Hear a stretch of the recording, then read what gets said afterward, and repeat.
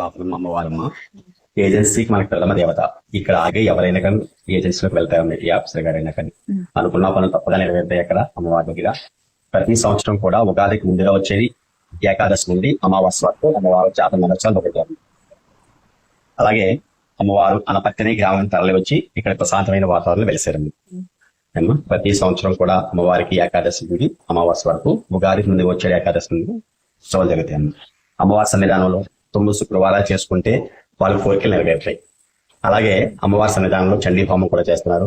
అలాగే లలిత హోమాలు కూడా ఉన్నాయమ్మా. అలాగే అన్ని ప్రక్రియలు కూడా ఇక్కడ అమ్మవారి సన్నిధానం చేసుకోవడానికి అనువైన ప్రదేశం.